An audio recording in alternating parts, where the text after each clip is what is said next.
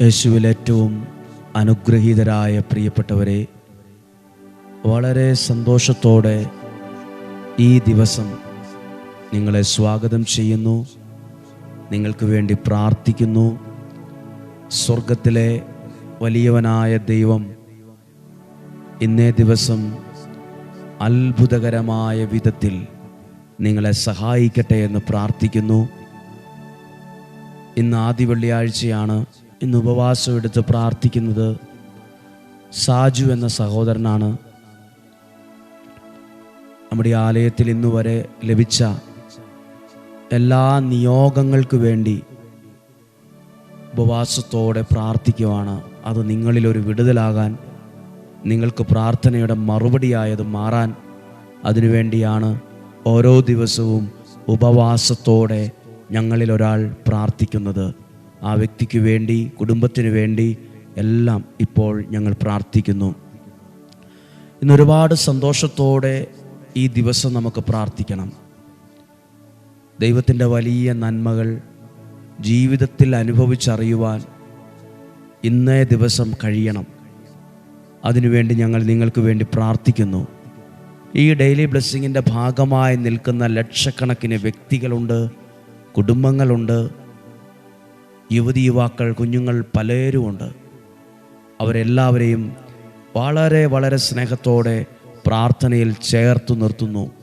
എല്ലാവരെയും ഒരു പ്രാവശ്യമെങ്കിലും ഈ വചനം കേട്ടിട്ടുള്ളവരെ മാറ്റി നിർത്താതെ എല്ലാവരെയും ചേർത്ത് നിർത്തിക്കൊണ്ടാണ് ഈ ദിവസം നിങ്ങൾക്ക് വേണ്ടി പ്രാർത്ഥിക്കുന്നത്. പ്രതീക്ഷയോടെയും പ്രാർത്ഥനയോടെയും ആയിരിക്കാം. സന്തോഷത്തോടെ, സമാധാനത്തോടെ, തികഞ്ഞ പ്രത്യാശയോടെ നമുക്കായിരിക്കാം. നമ്മുടെ ജീവിതത്തിനും ജീവനും എല്ലാം വേണ്ടത് സ്വർഗത്തിലെ ദൈവം പ്രദാനം ചെയ്യും. ഉൽപ്പത്തി പുസ്തകം 30-ാം അധ്യായം 29-30 വാക്യങ്ങൾ യാക്കോബിൻ്റെ സംസാരമാണ്. യാക്കോബ് അവനോട് പറഞ്ഞു, അതായത് ലാബാനോട് പറഞ്ഞു, ഞാൻ എപ്രകാരം അങ്ങയ്ക്ക് വേണ്ടി ജോലി ചെയ്തെന്നും എൻ്റെ മേൽനോട്ടത്തിൽ അങ്ങയുടെ ആടുമാടുകൾ എത്ര പെരുകിയെന്നും അങ്ങയ്ക്കറിയാമല്ലോ. 30-ാമത്തെ വാക്യം, ഞാൻ വരുന്നതിന് മുൻപ് വളരെ കുറച്ച് ആടുകളെ അങ്ങയ്ക്കുണ്ടായിരുന്നുള്ളൂ. ഇപ്പോൾ അവ വളരെ പെരുകിയിരിക്കുന്നു. ഞാൻ പോയിടത്തെല്ലാം കർത്താവ് അങ്ങയെ കടാക്ഷിച്ചിരിക്കുന്നു. അതായത് യാക്കോബ് ആരാണ്? യാക്കോബ് ദൈവത്തിൽ നിന്ന് അനുഗ്രഹം മേടിച്ച ഒരാളാണ്. യാക്കോബ് പറഞ്ഞിട്ടുണ്ട്, എന്നെ അനുഗ്രഹിച്ചിട്ടല്ലാതെ ഞാൻ അങ്ങേ പിരിഞ്ഞു പോകത്തില്ല. അനുഗ്രഹം മേടിച്ചെടുത്ത ഒരാളാണ് ദൈവത്തിൽ നിന്ന്. അതിൻ്റെ ഒരു പ്രത്യേകത, അനുഗ്രഹമുള്ള ആളുകൾ എവിടെ ചെല്ലുമ്പോഴും ആ വ്യക്തിയെ പ്രതി ആ സ്ഥലവും ആ വീടും അനുഗ്രഹിക്കപ്പെടുന്നു. അനുഗ്രഹം പകരപ്പെടുന്ന ഒന്നാണ്. യാക്കോബ് കൃത്യം പറയുന്നുണ്ട്, ഞാൻ വരുന്നതിന് മുമ്പ് അങ്ങേക്ക് വളരെ കുറച്ചേ ആടുകൾ ഉണ്ടായിരുന്നുള്ളൂ. പക്ഷേ യാക്കോബ് വന്നതിന് ശേഷം അവ ഒരുപാട് വർദ്ധിച്ചിരിക്കുന്നു. കർത്താവ് എന്നെ കടാക്ഷിച്ചിരിക്കുന്നു. അനുഗ്രഹം ഉള്ള ഒരു വ്യക്തിയിലൂടെ ആ വീട് അനുഗ്രഹിക്കപ്പെടും. അവരുടെ വസ്തുവകകളിൽ അതിൻ്റെ അനുഗ്രഹം ഉണ്ടാവും. അവരുടെ വരുമാന മാർഗങ്ങളിൽ അനുഗ്രഹം ഉണ്ടാവും. ഈ ഡെയിലി ബ്ലെസ്സിങ്ങിൽ അല്ലെങ്കിൽ ഈ ആലയത്തിൽ വന്ന് പ്രാർത്ഥിക്കുന്ന നിങ്ങളോട് പറയാം, നിങ്ങൾ ദൈവത്തെ വിളിക്കുമ്പോൾ, ദൈവവചനം കേൾക്കുമ്പോൾ, നിങ്ങൾ ഇന്നലകളിൽ ഉള്ളതിനേക്കാൾ കുറെ കൂടി അനുഗ്രഹമുള്ള ഒരാളായാണ് മാറുന്നത്. കാരണം ഈ കേൾക്കുന്ന വചനം നിങ്ങൾ പോലും അറിയാതെ ഈ അന്തരീക്ഷത്തിലും നിങ്ങളുടെ ശരീരത്തിലും അലിഞ്ഞു ചേരുന്നുണ്ട്. നിങ്ങളിൽ അത് ലയിച്ചു ചേരുന്നുണ്ട്. ഒരു ഗ്ലാസ് വെള്ളത്തിൽ അല്പം ഉപ്പോ പഞ്ചസാരയോ ഇട്ട് ഇളക്കിയാൽ പിന്നീട് ആ പഞ്ചസാര തരികൾ കാണില്ല, ഉപ്പ് തരികൾ കാണില്ല, അതിൽ ലയിച്ചു. ഇതുപോലെ ഈ വചനം നിങ്ങളിൽ പഞ്ചസാര പോലെ, ഉപ്പ് പോലെ ലയിച്ചു ചേരുന്നുണ്ട്. നിങ്ങളുടെ ശരീരത്തിൽ അത് ലയിച്ചു ചേരുന്നുണ്ട്. നിങ്ങളുടെ വീടിൻ്റെ അന്തരീക്ഷത്തിൽ അത് ലയിച്ചു ചേരുന്നുണ്ട്. അത് നിങ്ങളെ അനുഗ്രഹമുള്ളവരാക്കി മാറ്റും. യാക്കോബ് ഒരനുഗ്രഹം മേടിച്ച് ലാബാൻ്റെ വീട്ടിൽ ചെല്ലുമ്പോൾ ആ വ്യക്തി അനുഗ്രഹമുള്ള വ്യക്തിയെ പ്രതി ആ വീടും അവരുടെ സമ്പത്തും വരുമാനമാർഗവും എല്ലാം വളരെയേറെ അനുഗ്രഹിക്കപ്പെടുന്നു. ഇതിലൊത്തിരി കാര്യങ്ങൾ ചിന്തിക്കാനും പഠിക്കാനും ഉണ്ട്. നിങ്ങളിലൂടെ വേണം നിങ്ങളുടെ വീട് നാളുകളിൽ എല്ലാ അർത്ഥത്തിലും അനുഗ്രഹിക്കപ്പെട്ടു വരാൻ. നിങ്ങളെ പ്രതി ദൈവം നിങ്ങളുടെ വീടിനെ അനുഗ്രഹിക്കണം. ഒരു പക്ഷേ നിങ്ങൾ ഈ ആലയത്തിൽ പ്രാർത്ഥിക്കാൻ വരുമ്പോൾ പലരും വിമർശിക്കും, പലരും കളിയാക്കും, കുറ്റപ്പെടുത്തും. പ്രാർത്ഥിച്ചിട്ടൊക്കെ എന്ത് തനിക്ക് കിട്ടി എന്ന് ചിന്തിക്കുന്നവരും പറയുന്നവരും കാണും. വീട്ടിലുള്ളവർ തന്നെ നമുക്കെതിരാവും, എതിരാകുന്ന സാഹചര്യങ്ങളുമുണ്ട്.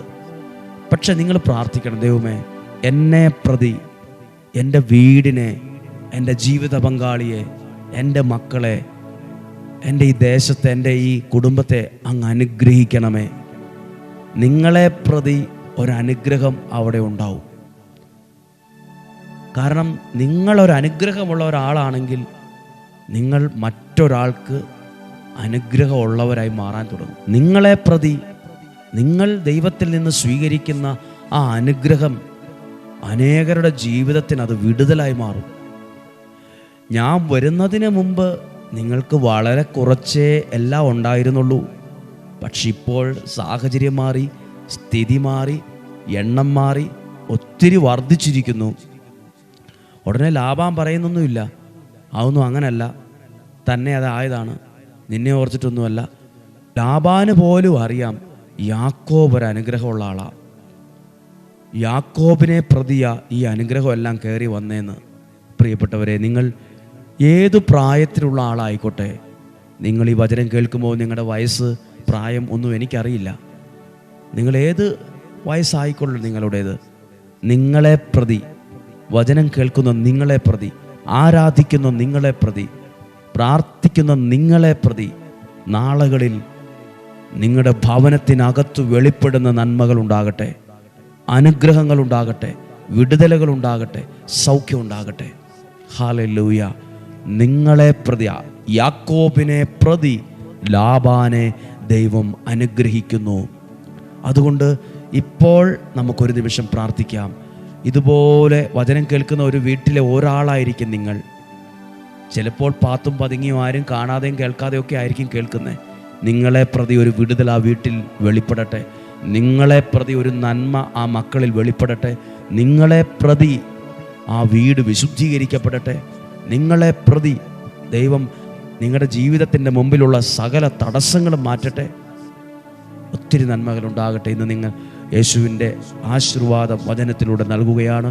മാർച്ച് മാസം, ഈ മാസം 12 മുതൽ 21 വരെ ഉപവാസത്തോടെയുള്ള നിയോഗ പ്രാർത്ഥനയാണ്. ഈ 50 നോമ്പിൻ്റെ ഇടയിലുള്ള 10 ദിവസം.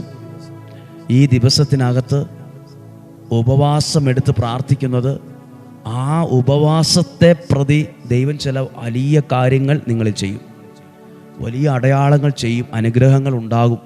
ഞാനത് പഠിച്ചിട്ടുണ്ട്. ഉപവാസത്തോടെ നിയോഗ പ്രാർത്ഥന നടത്തിയപ്പോഴാണ് അത്ഭുതങ്ങളുടെ എണ്ണം വർദ്ധിച്ചത്, അടയാളങ്ങളുടെ എണ്ണം വർദ്ധിച്ചത്, സൗഖ്യങ്ങളുടെ എണ്ണം വർദ്ധിച്ചത്, തടസ്സം മാറിയതിൻ്റെ എണ്ണം വർദ്ധിച്ചത്. സാധ്യമായ എല്ലാവരോടും പറയുക, നമുക്ക് യേശുവിൻ്റെ ആശീർവാദത്തെ സ്വീകരിക്കാം. നമ്മുടെ കർത്താവ് ഈശോ മിശിഹായുടെ കൃപയും പിതാവായ ദൈവത്തിൻ്റെ സ്നേഹവും പരിശുദ്ധാത്മാവിൻ്റെ സഹവാസവും നിങ്ങളോടുകൂടെ ഉണ്ടായിരിക്കട്ടെ. ഈ ആദ്യ വെള്ളിയാഴ്ച വചനം കേട്ട നിങ്ങളോടുകൂടെ ഉണ്ടായിരിക്കട്ടെ. ഈ ആലയത്തിൽ വചനം കേൾക്കാൻ ഒരുങ്ങി വന്നിട്ടുള്ളവർ, ഇന്നലകളിലും ഇന്നുമായി എത്തുന്നവർ, വന്നുകൊണ്ടിരിക്കുന്നവർ, സമീപത്തുള്ളവരാകാം ദൂരെയുള്ളവരാകാം, ഒരുപോലെ കാണുന്നു. നിങ്ങളെ അനുഗ്രഹിച്ചു പ്രാർത്ഥിക്കുന്നു. ഡെയിലി ബ്ലെസ്സിങ്ങിൻ്റെ ഭാഗമായി ഈ വചനം പല ദേശങ്ങളിലിരുന്ന് കാണുന്നവരെ അനുഗ്രഹിച്ചു പ്രാർത്ഥിക്കുന്നു.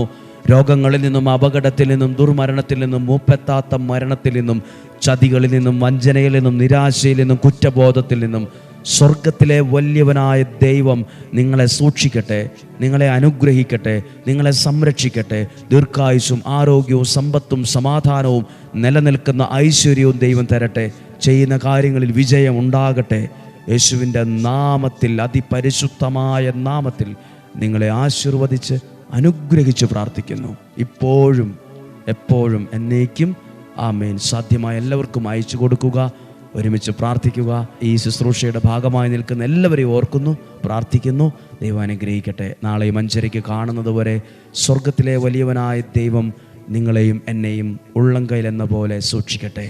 ആമേൻ. അനുഗ്രഹം പ്രാപിക്കാൻ വേദനയോടെ വരും നേരം വേദനയെല്ലാം നീക്കണമേ, ഞങ്ങളുടെ യാചന കേൾക്കണമേ.